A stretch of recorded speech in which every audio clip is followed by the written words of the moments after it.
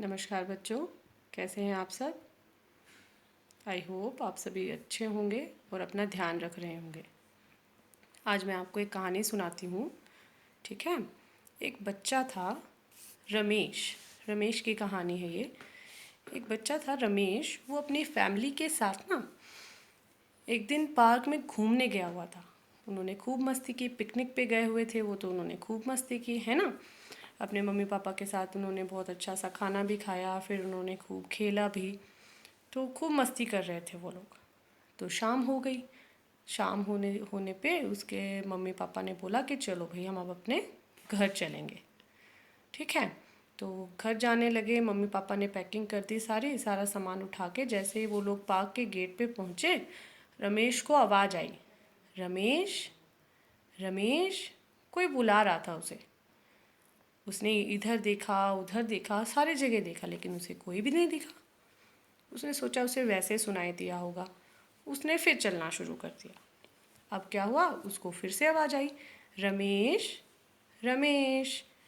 अब उसने फिर इधर उधर देखा, तो उसको फिर कोई नहीं दिखाई दिया। तो रमेश क्या हुआ, डर गया। उसको बहुत डर लगा कि ये कौन है जो उसे आवाज़ लगा रहा है लेकिन उसे दिख नहीं रहा। ठीक है। तो उसने सोचा मैं अपने मम्मी पापा को बताता हूँ।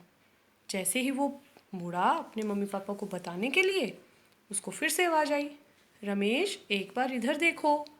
रमेश ने पलट के देखा, तो वहाँ पे एक फेरी खड़ी थी। फेरी मतलब, हाँ, परी। एक परी थी। उस परी के बहुत प्यारे से विंग्स भी थे।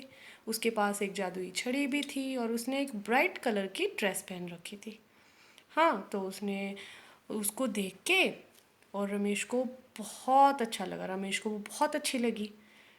और उसको जो डर लग रहा था, जो वो डरा हुआ था आवाज़ सुन सुन के, उसको 1 मिनट में समझ में आ गया कि हाँ, ये फेरी ही मुझे बोल रही थी।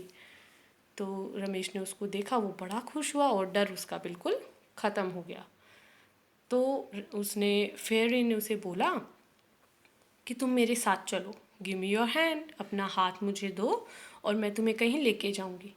अब क्योंकि वो तो परी थी, परी तो बहुत अच्छी होती है ना। तो क्या हुआ कि रमेश को परी से डर तो लग नहीं रहा था। तो रमेश ने अपना हाथ उस परी को पकड़ा दिया और रमेश को वो परी लेके गई। वो परी कहाँ लेके गई, वो परी उसे लेके गई एक उस पार्क के कोने में। एक कॉर्नर था, उस कॉर्नर में लेके गई। और उस कॉर्नर में जाके जैसे ही रमेश की नज़र पड़ी उस कॉर्नर पे, उसको तुरंत समझ में आ गया कि वो फेरी उसे वहाँ क्यों लेके आई है। वो परी उसे वहाँ क्यों लेके आई थी, क्योंकि वहाँ पे उस कॉर्नर में उस कॉर्नर में ना बहुत सारी डस्ट पड़ी थी। बहुत सारा कूड़ा पड़ा था।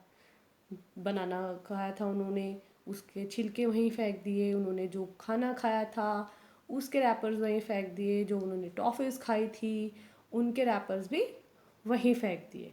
उस कॉर्नर को बहुत गंदा कर दिया उन लोगों ने।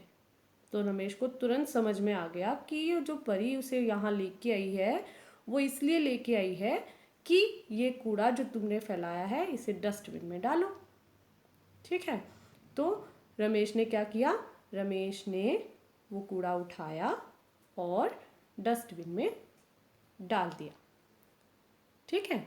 डस्टबिन में उसने डाल दिया और उसने आगे से ये अपने आप से प्रॉमिस किया कि मैं कभी भी कहीं भी कोई किसी टाइप का कूड़ा नहीं फैलाऊंगा और अपने आसपास की जगह को साफ सुथरा रखूंगा। और उसने सोचा कि अब मैं परी को थैंक यू बोलता हूँ। उसने जब ये कूड़ा सारा का सारा ऐसे फेंक दिया, तो उसने सोचा मैं अब परी को बोलता हूँ कि मैं दोबारा ऐसा नहीं करूँगा। लेकिन क्योंकि उसने अपने मन में सोच लिया था ये बात, और जैसे ही उसने परी को बताने के लिए वो मुड़ा वहाँ से, उसे वो परी आसमान में उड़ती हुई नजर आई। और परी उसे बोल के गई, रमेश जैसा मन में सोचा है वैसा ही करना, तो तुमसे मिलने मैं आती रहूँगी। ठीक है बच्चों। तो जैसे रमेश ने अपने आप से ये वादा किया था कि मुझे अपने आसपास की सारी जगहों को साफ सुथरा रखना है, कूड़ा नहीं फैलाना है, ऐसे ही हमें भी एक वादा खुद से करना है। हमें एक प्रॉमिस अपने आप से करना है कि हम अपने आसपास की गंदगी नहीं फैलाएंगे। ठीक है, अपनी आसपास की जगह को गंदा नहीं करेंगे। ठीक है, हमें अपने आसपास की जगह को साफ सुथरा रखना चाहिए। स्वच्छ भारत होगा तभी तो सुंदर भारत होगा, तो उसे हमें साफ सुथरा रखना है। ठीक है, धन्यवाद।